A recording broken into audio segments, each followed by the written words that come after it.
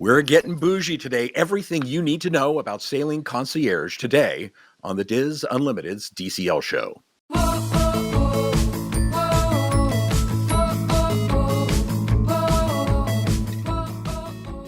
Hello and welcome to the DIS Unlimited's DCL Show. I'm Chris Forbeck. I'm one of the travel agents at Dreams Unlimited Travel. Thanks so much for joining us. We are being fancy today. We're talking concierge. We're going to give you something of a DCL 101 on concierge. So we're going to explain what concierge is, what it means. But there's also been a lot of changes to the concierge experience in recent years. So we thought it'd be a good time to do an update. We're also going to talk a little bit about what you need to know before, during, and even as you end your cruise. And we're going to discuss the larger question that we always get asked: is it worth it?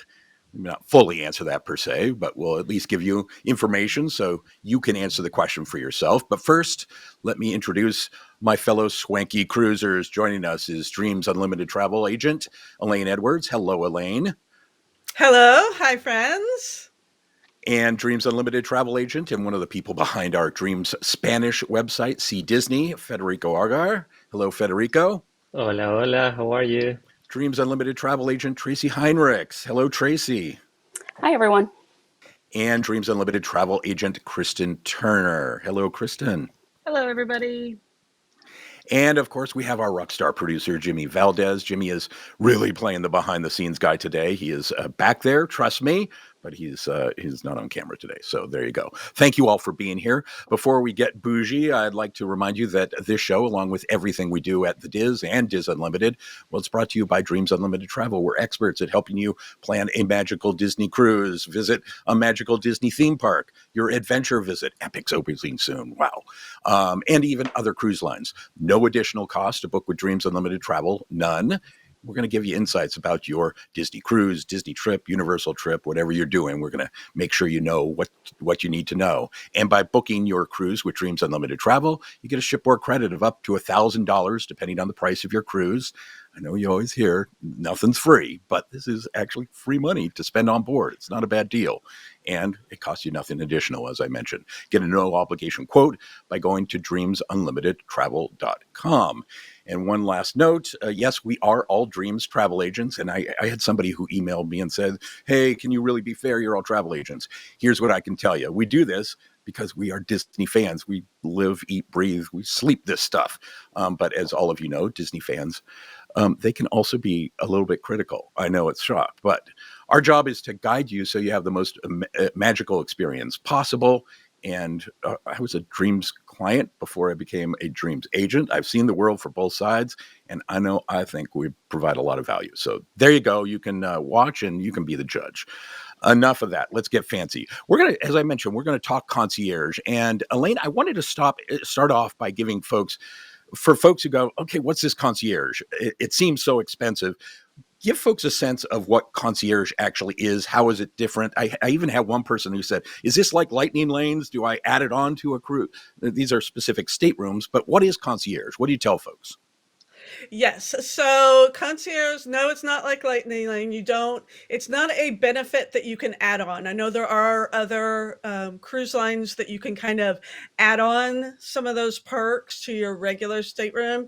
This is not like that. This is actually select staterooms that are considered concierge staterooms. And one of them will be just like your largest veranda that is non-concierge. It's the deluxe family veranda, but it's located in the concierge either deck or side of the ship.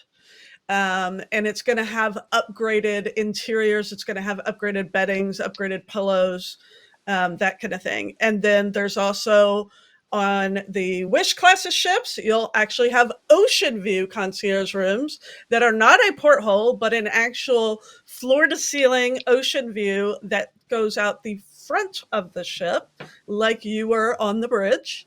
There are also 1 bedroom, 2 bedroom, all the way up to royal suites, all the way up to upstairs, downstairs royal suites. So it varies a bit by ship. Some of them can hold more, some of them can hold less. So you have that group of staterooms. And like I said, they're typically in one area on the ship, and they're going to have their own lounge, which we'll kind of get into that and we'll talk about it. And then they're going to have their own set of perks that we'll talk about as well.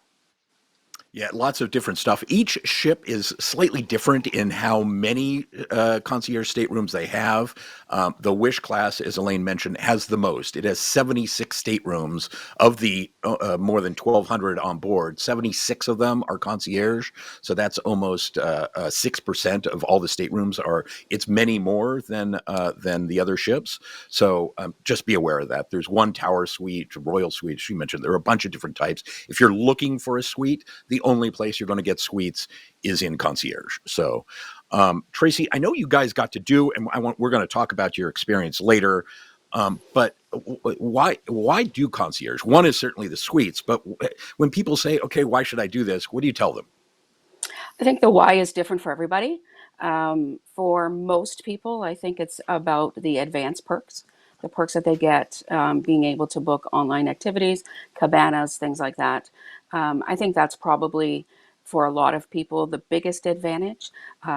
It's on the Wish, especially if you want a cabana, it's almost the only way to get one now, is to be in a suite, just because there are so many suites, as you mentioned. So that's probably one of the main reasons people do it. They also do it for the onboard experience. It is exclusive. It does feel like next level above, especially if you've already done Disney cruises before. This will feel like next level for sure. Federico, one of the things about it, and people always say, "Oh, we get free drinks in the lounge," and I always say, "No, it's not free. It's included in your price." But the lounge are these lovely spaces where you can get food. You can get that's certainly one of the big advantages here, isn't it? You know me so well because I was thinking the open bar. Yeah.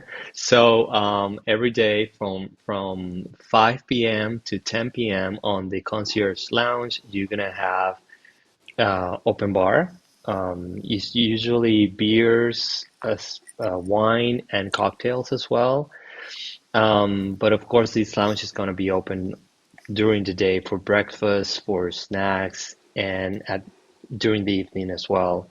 But yeah, drinks are, if you're a drinker, is something that you're gonna spend probably a lot of money on when you're sailing. So having that could save, well, it's not gonna save you a lot of money, but it's an extra thing that you could take advantage of. And the bar is really good. I had the experience of having like even cocktails that are not on the menu. Like for example, one day I wanted a martini with the blue cheese olives, and they were good enough to get it from another bar and give it to me as a complimentary service for the concierge lounge. So it's those little things that, as Tracy said, you have to understand what is important for you and your family and see if it's gonna add value to have concierge, depending on that. Kristen, I know you and Tracy and a couple of folks got to do concierge on the Disney Wish recently. And certainly on the Disney Wish and the Wish class ships, it has that front deck area that is really lovely. Yes. We spent a lot of time in the concierge lounge. We really took advantage of our upgrade and really spent most of our time there. We were outside a lot and took advantage of made sure we got every time of day because the food changed. So we definitely tried breakfast and the afternoon tea and the dinner time to see all the different snacks and the drinks, and just having access to unlimited daily drinks. As far as, Tracy and I will talk. We both love Evian water. That was one of our favorite perks, is you had unlimited access. We probably paid for the cruise and drinking that in that water. Um, so, That's awesome. um, oh yeah, Yeah, we both. but So it's not only the it's pretty lounge; hard it's to that front find. sun deck. That front sun deck Yes. is such a great place to hang out. They have there's a little pool up there. There's lounge chairs. They really up on that particular class of ship. They really up the concierge space on board the ship. It's really lovely. And they also had unlimited Dole Whips on the pool deck. There was another flavor too, but I can't remember. It was kind of gray and I was not didn't look appetizing to me. I can't Raspberry. remember. Was it raspberry? Yeah. I didn't like the It Try look was the of gray it. raspberry. stuff. It's Um, delicious. yeah. So that was, of course, something that everyone loves. And there's a bar out there too. And I can't compare it to the other one. So you guys will have to, if you've seen both, kind of compare what it's like on the other ships. But we thought it was wonderful. Of course, Let's we didn't break. have wonderful weather there. So that was one thing that um, we didn't, it was kind of chilly, but we still managed to hang out there a lot. And we're going to get into your guys' experience specifically because you did this in a way that is special and people should know about. But before we do that, I want to break down what you get from Concierge. And Elaine, I'm going to have you start with before your cruise even starts, because this is people have mentioned if you want a cabana, pretty much Concierge is the way you're going to get it these days, right? I always describe it as the Disney version of the Hunger Games. If you want a Concierge, the way to get it, and it's even hard to get if you're Concierge now. Elaine, talk about what happens before you're even on board when you're sailing Concierge. Yes. So Concierge gets the opportunity to book any excursions or shipboard activities before anyone else. And you can actually do that at 130 days out, exactly at midnight, not 12:01 because you'll be too late. Midnight, you can email the concierge staff, and your Dreams Unlimited travel agent can also do that for you, of course. And they will give you, and you can give them a list of here's all of the things that I want to book. Then they will take all of that into arrangement. They do go in order of the emails that happen to come in. They book them all. And then once you get to that 123 days, you'll be able to see what they booked for you, make any changes, that kind of thing. And a lot of people use this to their advantage. You guys have mentioned already the cabanas, because that is pretty much the only way. 99% of the only way to get a cabana is to book Concierge. And when we say cabana, we mean on Disney's Castaway Key or on Disney's Lookout Key. They have 20 some odd cabanas on each one of them. And it used to be that if you were in Concierge, you were pretty much guaranteed to get it. But now that we have the Wish class of ships, they have 77 Concierge rooms, you're not even guaranteed to get a cabana. So you're still fighting for it if you're in Concierge. And so that is what we mean by a cabana. Another reason that I see a lot of people book Concierge for this specific reason is Alaska. It's Yep. particularly if they are not gold or platinum level cruisers. If you're a new cruiser or maybe you're silver, I have a lot of people that don't normally sell Concierge. They will sell Concierge when they go to Alaska, specifically because they want to be able to book those once in a lifetime excursions, like the boat that goes out to the glacier on the glacier viewing day, and the dog sleds and the helicopter rides and all of those wonderful things. So a lot of people will use it for that. Additionally, you get to do your online check-in before anyone else at 40 days out. However, I will say that truly isn't much of an advantage, because a lot of people online check-in is, I want to get on the ship as fast as I can, so I want to do online check-in as early as I can. However, with Concierge, you actually can get onto the ship anytime you want. You are not restricted to any sort of port arrival time, anything like that.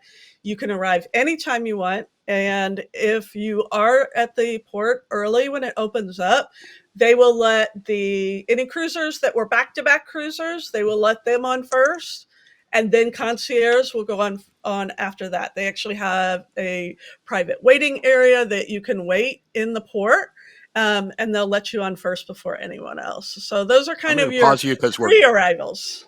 I'm going to pause you just before, because we're going to talk about Embarkation, because that's separate, the whole next area. But still, before your cruise, Federico, one of the things that's really nice is, well, us non-concierge people are going through and dealing with the Disney Cruise Line webpage and trying to select our things. you're constantly dealing with the shore-based concierge team, the guest services shore-based, and they'll give you whatever. If you want a certain dining rotation, they'll tell you. If you want to know what pirate night is, they're going to share that with you. All those kinds of things. You deal with a separate whole team. It's really nice, and you just email them and they get it for you. It's cool. Yeah, we just came, Jimmy and me, we just came from the Disney Wish on Concierge. And yeah, it was just a simple email. Jimmy wanted to do the Princess Gathering, which requires reservation. And then we wanted to do Palo Brunch, and they were able to do that for us. It wasn't even 130 days, although that is what is recommended. But they got it when we said we wanted to do the Palo Brunch. Something did happen to us because we wanted to record a video of the Arendelle dining experience. So I requested to have a table in the front. It will be like the front line, the closest to the stage Near the possible. stage, right? And yeah, and they said, well, all the concierge guests are gonna have the best seating in the restaurant, so don't worry about that. We did not. It was not far away. It was like in the middle of the dining room, but it wasn't what we expect to have. Wow. So keep that in mind. But the whole process of booking things is so much easier when you're in concierge. It's just an email and that's it. I will say that sounds to me more like the exception rather than the rule. I know when I was on the Wish sailing concierge, we were right next to the stage, so we had like prime viewing, and that's one of the other things you can get is if you want a certain seat in the restaurant and they in the dining locations, you can get that. It's quite nice. Yeah, maybe it was Uh, just bad luck. Yeah, who knows what weird things happen and depends on how many things they have going on. I will say, Elaine mentioned you get it. They take them in order. From what we understand, like if you have the Tower Suite or one of the big Royal Suites, we understand that those people do get up a little higher than the other concierge. Those are people who have spent a lot of money, but by and large, they do take them in order. So it's let's shift. Is there anything that I forgot about before pre cruise? Anybody have anything else they wanted to add before you get on the boat? If not, I'm going to go to during your embarkation day because Elaine started into it, and and Elaine, I'm going to let you finish because you started there, and I'm going to let you continue because one of the things that I think is lovely about embarkation day on if you're doing concierge is embarkation day can be a little harried and a lot of stuff going on. With you're doing concierge, it's a lovely experience. They bring you in your first on, whatever you get there, you get to go on, and then you get that lovely lunch, right? Oh, yes, and it's exactly what you said, because I will tell you for me personally, and it does not matter how many times I've done it, embarkation completely overstimulates me. Yeah. Like, by the time the rooms open up just in general on a cruise, I have to go to that room just to, like, cool off, put everything down, not be around people, and just, like, breathe for a moment because it is very there's a lot of people, there's a lot of things happening. You've got to go to your muster station, you want to go to the spa so you can get your day passes, you got to do all of these things, and so it's just a lot going on. It is not like that in concierge.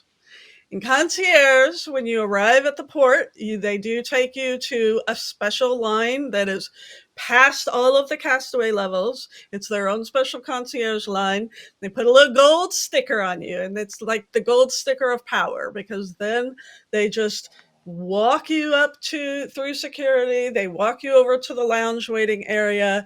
When you get on the ship, they will take you straight into your concierge lunch, which will be in one of the sit down dining rooms. For us, it was 1923 is where we had it on the Wish. Um, and during that time, while you're having that lunch, the concierge hosts will come around to the table and they'll have their little laptops and they'll go over with you everything that you have booked already. And they'll ask you, do you want to make any changes? Do you want to ask for anything? Or do you want to add anything? Anything like that. And they will go through all of that with you. And they will, we actually, it is kind of a rule that you can only have Palo dinner once. We had Palo dinner scheduled for our first night while we were there. And we said, if we could get another Palo, we would love to have another Palo. And they did it. So it's kind of one of those, they work, even though it was sold out, they were able to get us in. So nothing is guaranteed, but they work very, very, very, very hard to get you what you want. And then once you're done with lunch, you can go straight onto your room if you like, because the rooms are available earlier than the general public rooms. You can hang out in the lounge, all that wonderful stuff. Tracy, I know you guys did this, and we're going to talk a little bit about this in just a minute, but you did this, you actually checked at the port to see if there were any upgrades available, and we'll talk about how you do that in just a moment. But did you guys get to do the lunch, and what was how? I think it's kind of a nice way to start your journey, and then having your rooms ready right after your finish lunch. It makes it so much, as you say, a more of a chill experience. Absolutely. Anybody who's cruised with me knows that Embarkation Day is my least favorite. I hate doing the cattle call to the buffet where they try to funnel you. So even if I'm not concierge, I'm going to one of the restaurants to have my embarkation lunch. What in this case, because as you mentioned, we were kind of last minute into it, we didn't get the suite escort throughout. We made it managed to make it ourselves. We managed to make our way through. But once we were on board with our little gold stickers, we were able to just go to the concierge lounge. I'm sorry, the concierge restaurant, which in our case was 1923, and be seated and enjoy our lunch there. I will say we didn't have one of the concierge staff come and sit with us, probably because there was nothing to review. We hadn't done Right. anything yet. Well, we Talk had a little bit about. Yeah, go. sorry, we had Yeah, go. the champagne. We had a champagne tasting scheduled. So as Elaine was talking, I was wondering about that because once we upgraded to concierge, we were like, we don't need to do this champagne tasting anymore because we're going to have, the evening reception.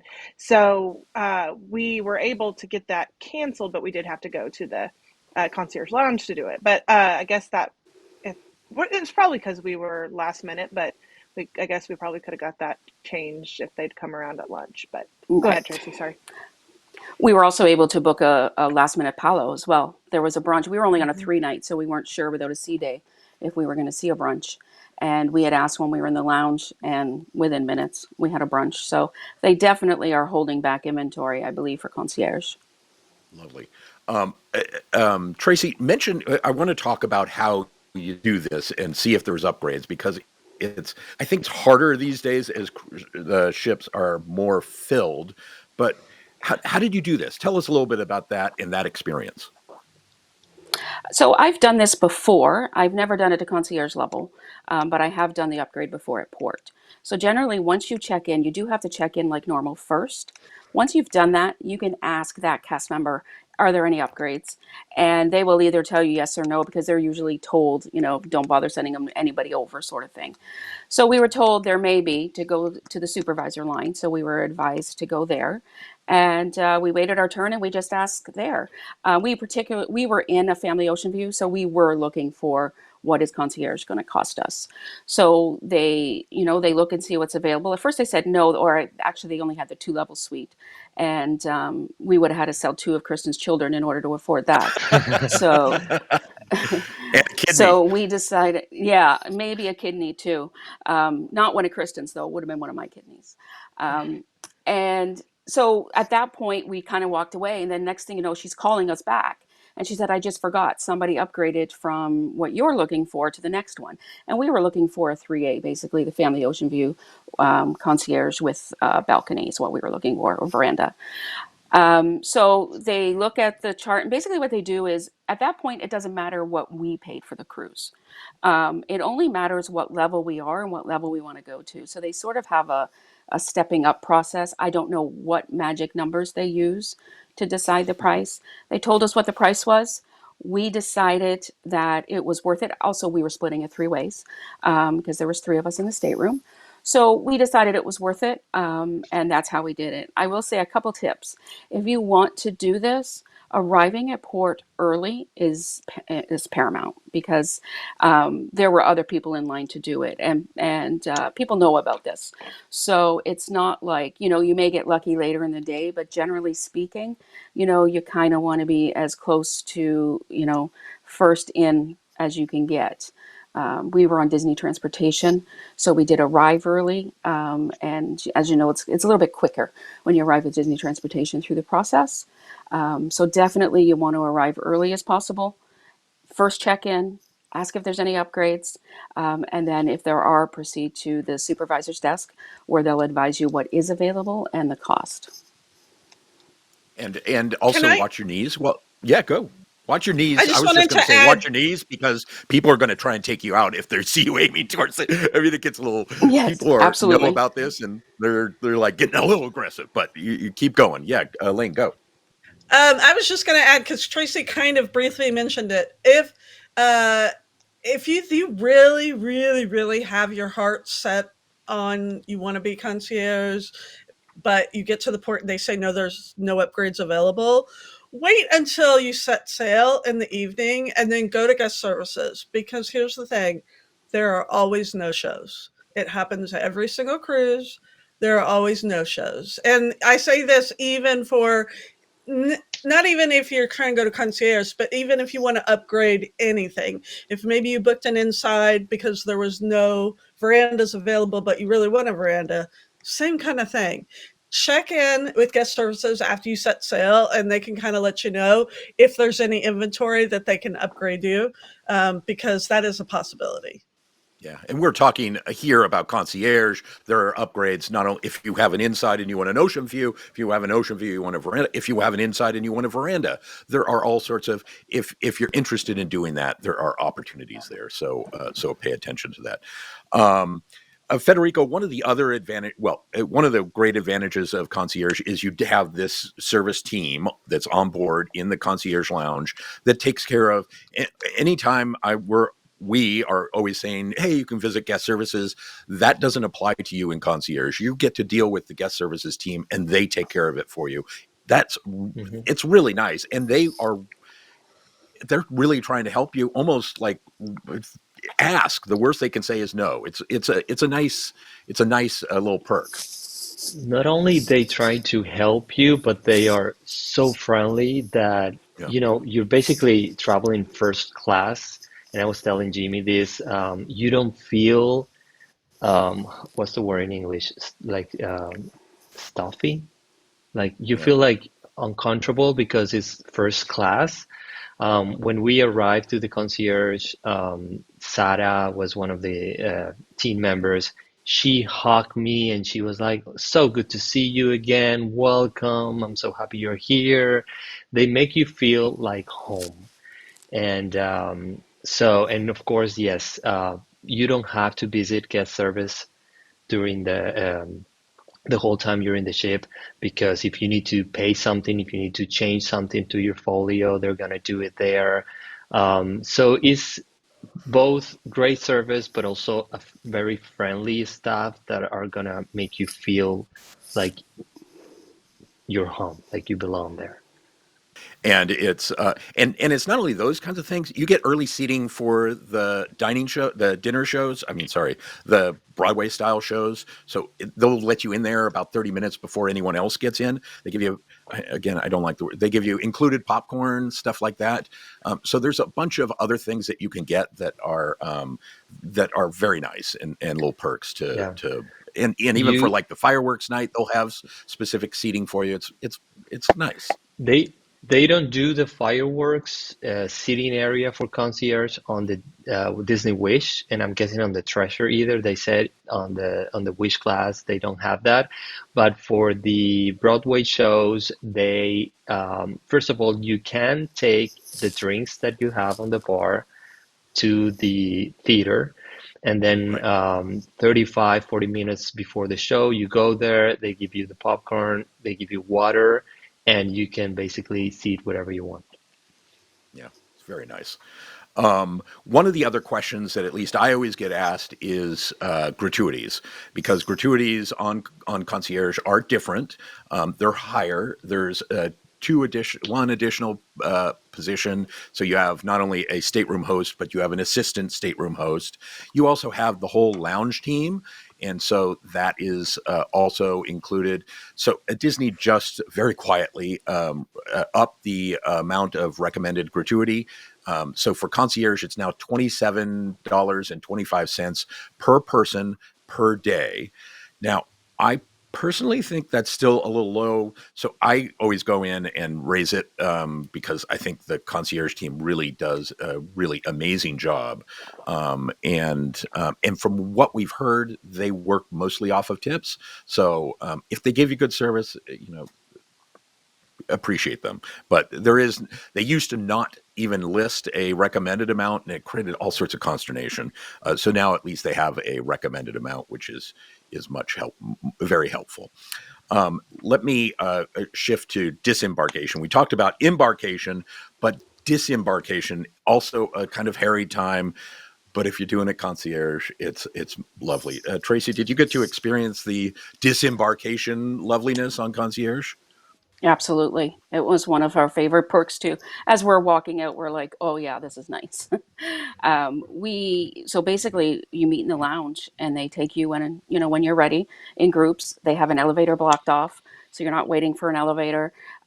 They take us from the elevator. They walked us kind of through to the point where you're exiting, and it seemed like there's a little bit of a side, so we weren't waiting in line. And we were just, that quick off the ship. So it was very quick, very civilized. Anybody who's ever disembarked a ship can attest to the fact that it's not always civilized. But yeah, it was definitely a nice perk. And Kristen, as you say, you can't compare and contrast. But give me your general impressions. What did you think of Concierge? Oh, I loved it. Obviously, I would love to sail it all the time, but with a family of six, we have to have two staterooms anytime we sail. So it's probably unrealistic. It's going to have to be something like this when I travel with uh, a group of friends, or just my husband and I, or something like that. But it makes you not want to ever sail any other way. Um, that getting off the ship was one of our favorite parts. I always have a really heavy over the weight suitcase with me that I drag around. So having that, not having to wait for that elevator was perfect for me. But that's just one of the many things that we loved. And I've been on the Wish several times. Tracy had been on the Wish, so we didn't necessarily need to see all of the ship, so we really spent so much time in that lounge. And um, the staff was wonderful, and it was just a very relaxing, great experience. And Federico, that's one of the things that I hear from folks is people say if this is your first time on the ship, you may not want to do concierge because you spend so much time in the lounge and that concierge space, you don't really get to see the rest of the ship. So maybe first time you experience the rest of the ship and then do concierge next time. What do you end up telling folks? I think I mean, yes, the lounge is great and it's a beautiful space, but for me, it's the service was most important. Yeah. So even if you are first time cruiser and you just want to see the ship and explore all the details, having that extra amenities and the bar, the food, and the all the process that you guys already explained if you can afford it, I think is a great thing. Also, especially on the Wish class, which the adult only area are small compared to the other ships. If you want to get into the pools or just hang out there, I think concierge is something worth paying for, because not only the lounge and the jacuzzis and the area that you have there is huge, is usually empty. So Yeah. you're not gonna have to share the jacuzzi with anyone else. And if you go to the adult areas, you're gonna have to share the pool with a lot of people. Right. So especially on the wish class, I think is the best way that you can experience the ships, even if it's your first time. Federico doesn't really like people, so I'm kidding. He's well, kind of. Elaine, talk a little bit about, because booking concierge is not the same as booking any other stateroom. We have less time we can hold it. The deposit requirements are different, and so talk a little bit about the booking process, because it's a different animal. Yes. So when we book concierge, the way that we can do that is we can only hold it for 1 day. Usually with other staterooms, we can hold it 3 days, but we can't do that. Concierge will only allow you to put it on 1 day hold. And the deposit is still that same 20% deposit, but it's non-refundable. So you have to really make sure, yes, I want to sail. It is non-refundable. We can There are some things we can do. We can shift it to other reserve like we can shift it to another sailing if we need to, but the money and the funds itself does remain non-refundable. Additionally, if you are going to add Disney Cruise Lines vacation protection to your sailing, if you are going concierge, you must add it and pay for it at the time that you make the deposit. We cannot add it on later. So that kind of makes some different things that are happening when we book these rooms.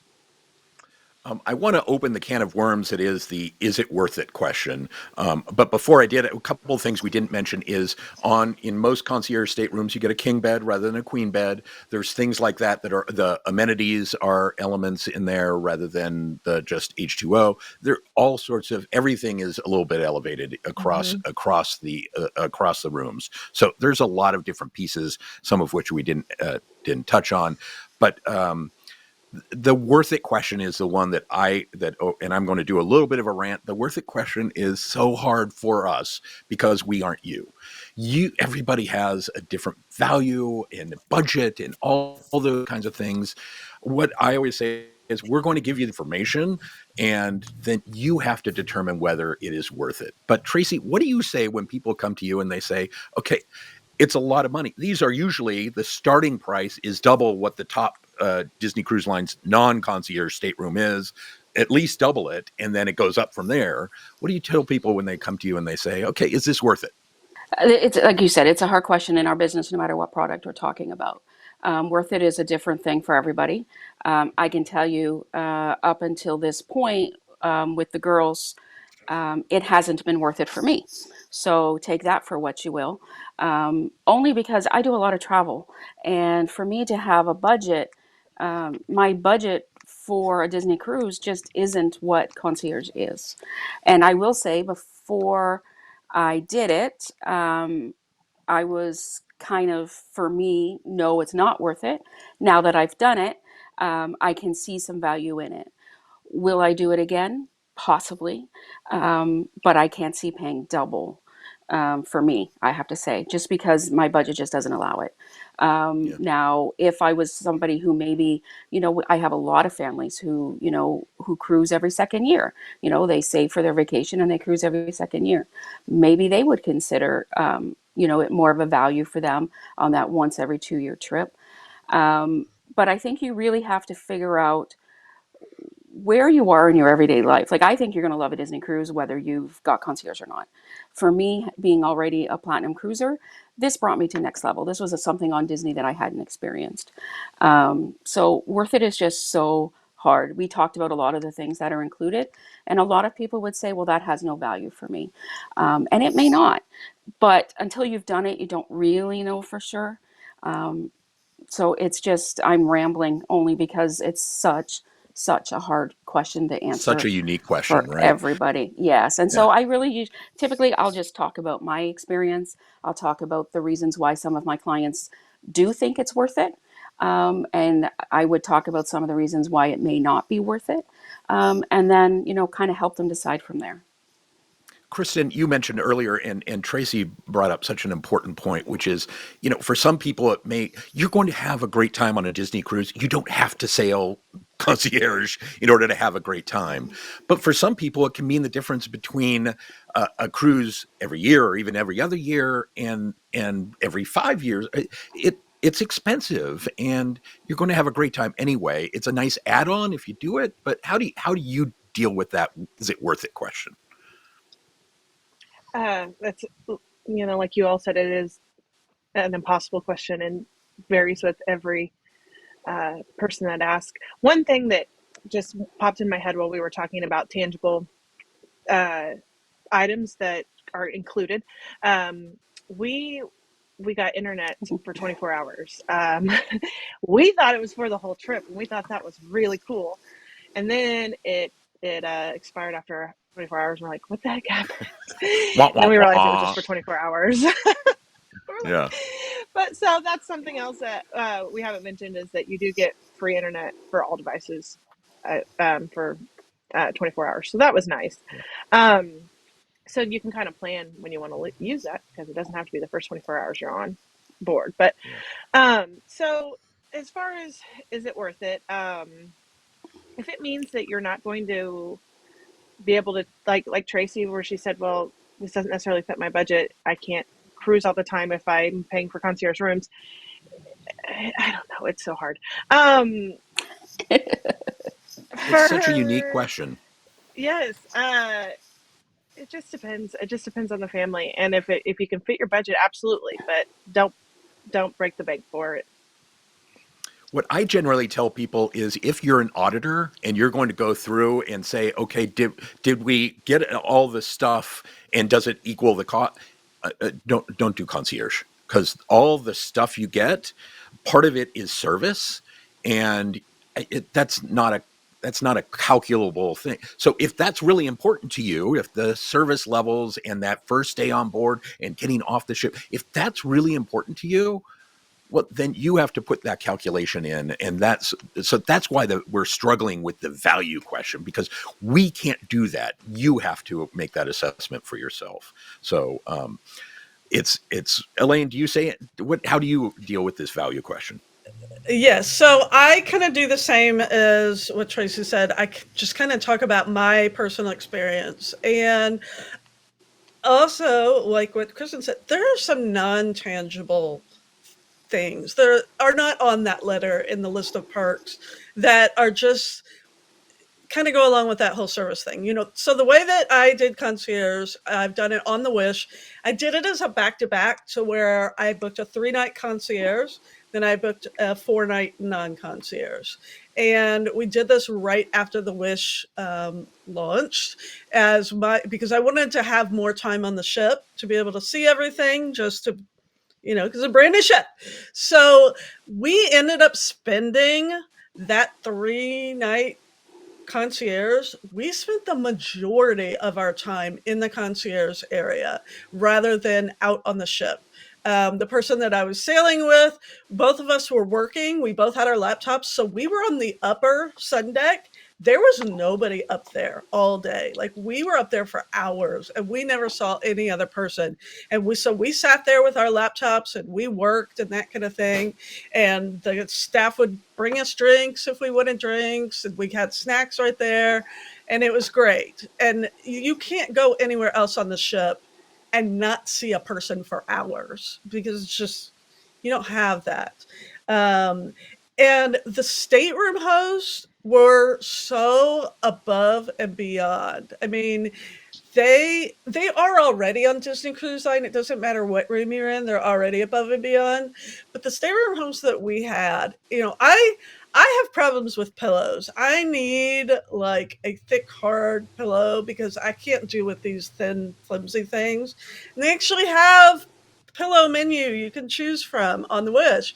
And so he offered me a few options, and I was like, nah, that didn't really work. That didn't really work. We came back later, and he had concocted a pillow where he took two pillows and then took an egg crate and wrapped it around the pillow and shoved it all into a pillowcase. Oh my I God. mean, come on now. Then That's at the awesome. end, yeah, on our last day, he's like, because I had talked about one of the things that they put in the room is the like little spongelles. He brought me Mhm. piles of them, and I still have piles of them because he's like, we love this. So he brought me this giant pile of them. I mean, they really, I mean, the stateroom hosts, the hosts that are in the lounge, Federico mentioned it, how she hugged him. I mean, it it is something else. It really is something else. And so for us, for that trip, it was worth it. I theoretically I was able to get a really good deal because it was the cheapest weekend in September. So it actually cost right about the same as the 4 night in non-concierge. Hmm. But yeah, it's it's something else. It is a unique experience. If it is your first cruise and you've never been on a Disney ship before, I would say, get a regular room because then you can spend time exploring the ship. But if Yeah. you've been on several cruises and you've been on the specific ship many times, try this. It'll give you something different to do. It's a different experience.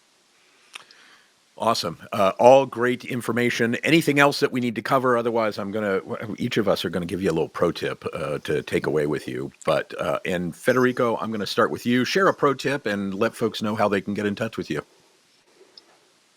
So you can contact me at federico@dreamsunlimitedtravel.com. And the pro tip is just drink. Drink a lot in the concierge lounge. You're on vacation, so if you're paying for it, just go and if there's something specifically that you want, don't be shy and ask for it. They're gonna try to get it for you and make you happy. Yeah. I started off saying bougie, but you're talking about boozy, different type of same kind. Tracy, tell people how they can get in touch with you and share a pro tip if you have one. You can reach me at tracyh@dreamsunlimitedtravel.com. That's TRACEYH. Pro tip, I have two. My first one is I don't drink alcohol like Federico, but don't skimp on the glass bottle Avions because they were heaven. I felt bougie just for drinking Avion out of a glass bottle. My second one is bring extra cash. My second one is bring extra cash. We found at the end we were all going through our cash because we definitely, even though concierge tips or gratuities are now included, which I'm definitely for, we wanted to do extra. So we were, going through our cash for that. Somebody had mentioned how wonderful the room stewards were. We wanted to give extra cash there as well. So bring some extra cash with you. Yes, you can go to guest services or to, in our case, concierge lounge to have those things updated on, through the system. But I think maybe our the great cast members that take care of us appreciate cash. So bring extra cash. Awesome. Great. Kristen Turner, tell people how they can get in touch with you and a pro tip if you have one. My email is Kristen, Krystin, at dreamsunlimitedtravel.com. My pro tip is just about shopping because as much as I like drinking, like Frederico, I also like to shop. So um, the on the cruise, especially getting to the merchandise locations early is best. So if you see something, grab it. We're both wearing shirts that we bought on the ship, Yes, we Tracy and are. I. So grab them, and also if because sizing can be off as soon as you get on, like if they're sold out first night, then the next day we went back and they had some of the sizing, so I was able to exchange. But definitely grab that stuff if you want it because it goes fast on the ship. So and on Castaway, Awesome. if it definitely is, and that is the only place you can find Castaway merch is on Castaway, and obviously look out Key too. But so just If you like shopping, grab it. Awesome tips. Elaine Edwards, bring it all home for us. Share a pro tip and let people know how they can get in touch with you. Yes. So my email is Elaine, ELAINE at dreamsunlimitedtravel.com. And my pro tip is in the Concierge Lounge. This is only on the Wish class of ships.